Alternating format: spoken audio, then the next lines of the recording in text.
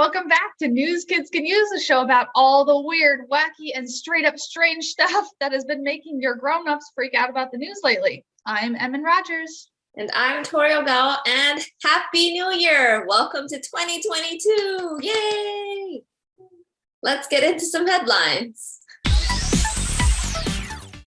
In the last few weeks, police have cracked down on pro-democracy news sources and websites in Hong Kong, meaning any openly critical voices towards their government or in favor of democracy are being shut down, and their editors and board members are being arrested, and then their bank accounts are being frozen, meaning they can't access their money at all. So even though this is a small news story right now, this could be something big and is really worrying, because when a government starts to crack down on free press or what news sources can say, it means they are trying to control what people know and hear about what's going on. And it can mean that they are trying to control and rule a country more strictly and harshly, which can be kind of scary, especially when you are used to a democracy or something different. Yeah, it's good for us to remember every so often how lucky we are to have things like free speech, but it's scary how fast these kinds of changes can take place in a place that used to be a democracy, like Hong Kong. In more local news, we have had a whole bunch of snow recently, which is very unusual for this region and can be quite a lot of fun. So don't forget to go outside, but get bundled up first and go outside and maybe make a snowman or go sledding. All of that is excellent stuff.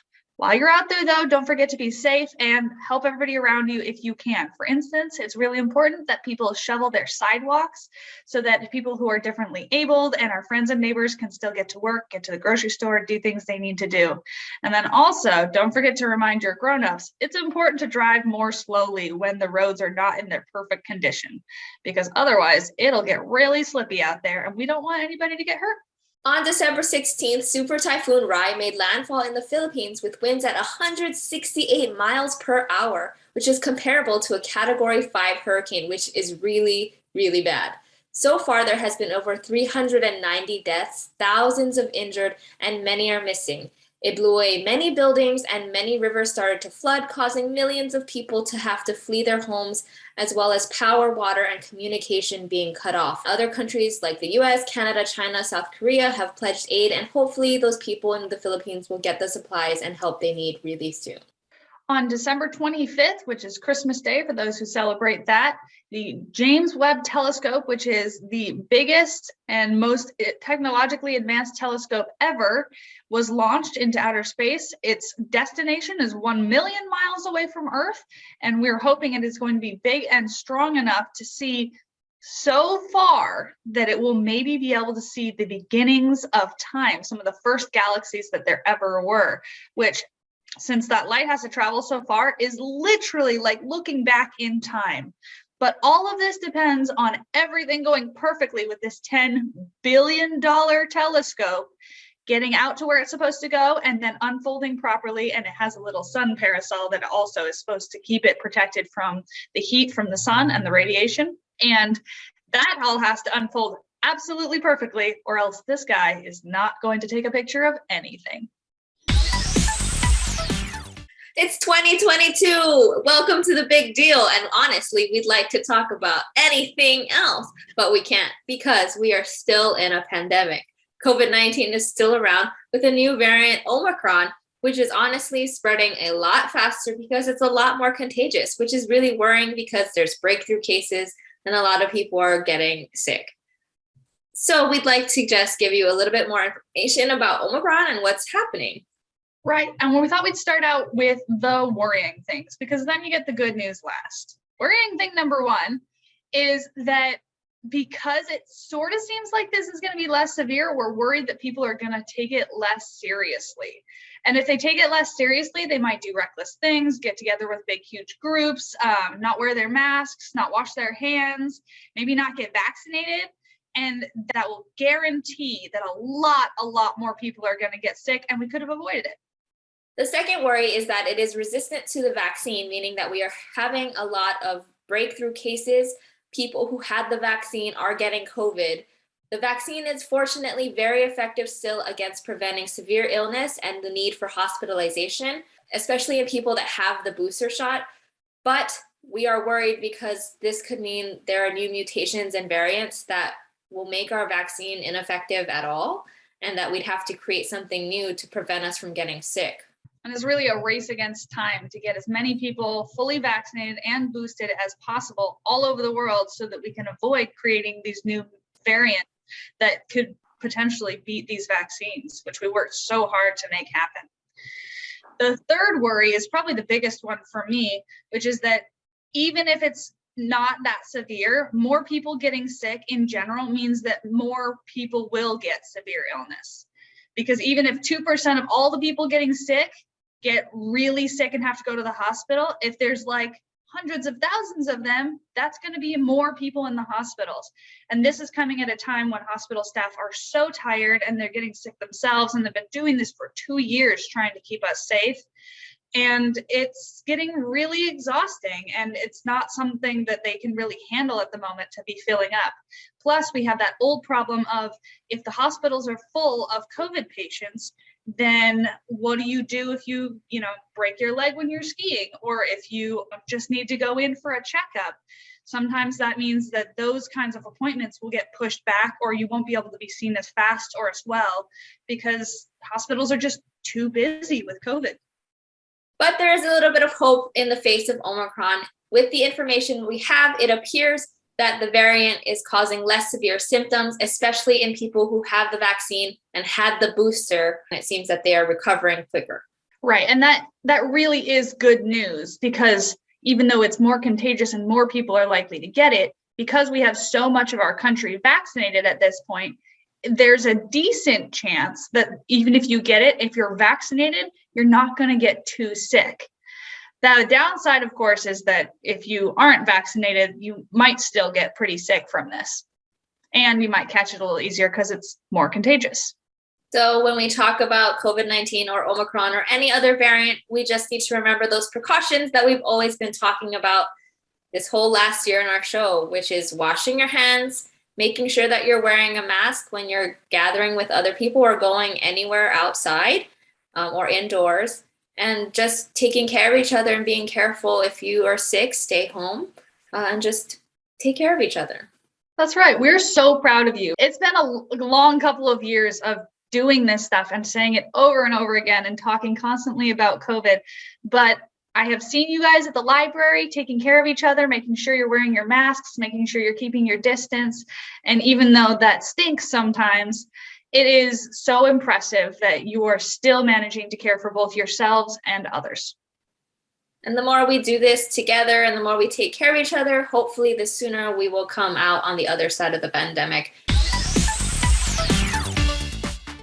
New Year's people often come up with New Year's resolutions, things they want to accomplish in the new year. And sometimes those goals feel a little bit big, especially if you consider everything that's gone on for the past couple of years.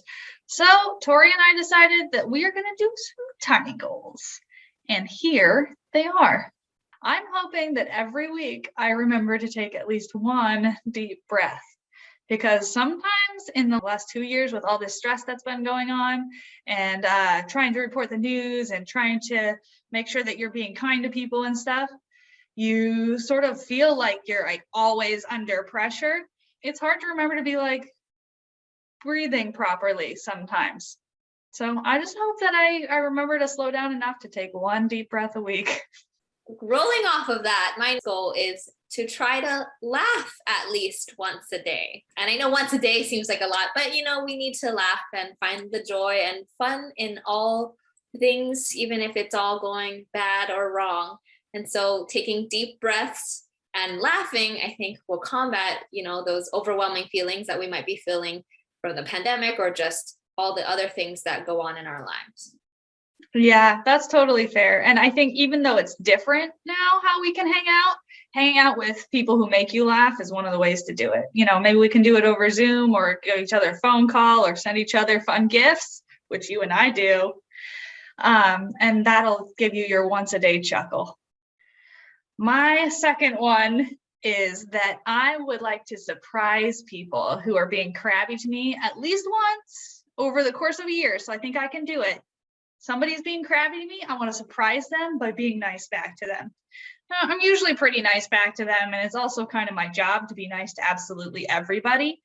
But there's been a lot more crappy people lately because everybody's feeling the stress. And sometimes when I get tired, it's harder for me to react well. So I'm hoping to just keep that good record of when somebody is being kind of nasty to me, to just be like, hey, bud, let's both calm down a little bit and we'll get through this together. It'll be all right. All right, my goal. This seems like an impossibility for me. And I know I'm a librarian and I should read a lot of books, but I tend not to because I love watching YouTube. And so my goal is to watch one less YouTube video and read one more chapter of a book every week. Very tiny goal. Hopefully I can read more.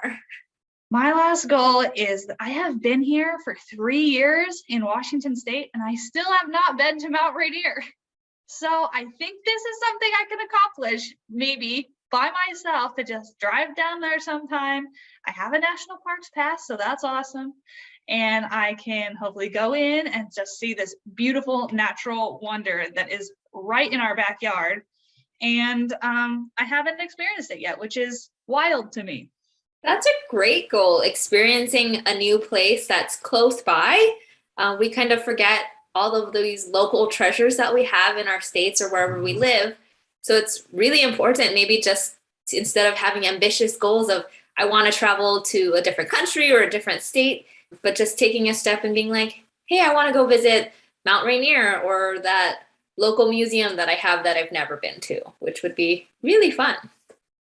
Yeah, and now that I'm thinking about it, these small goals, even though they are little and hopefully they're pretty easy to accomplish, they might show us what some of the more important things are that are still accessible to us. You know, they show us, they let us appreciate our friends that we can still talk to and that make us laugh. And they let us appreciate books or shows or natural world that's around us that we can still get to, even though there's a pandemic. They help us maybe be a little bit kinder to the people around us too and appreciate those people also. And we'd love for you to make your own tiny goals and work on those things. So maybe if you are thinking of big, gigantic dreams and goals that you have for this next coming year, and maybe it feels a little overwhelming, maybe just scale it down a little and make a tiny goal to something you can accomplish. Please tell us at newskidscanuse@krl.org. We'd love to hear your tiny goals and share them with our other viewers.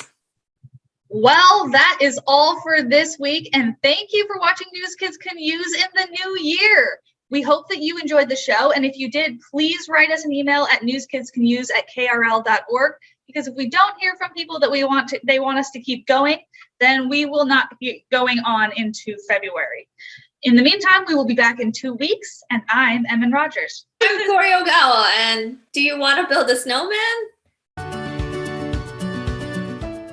And did it my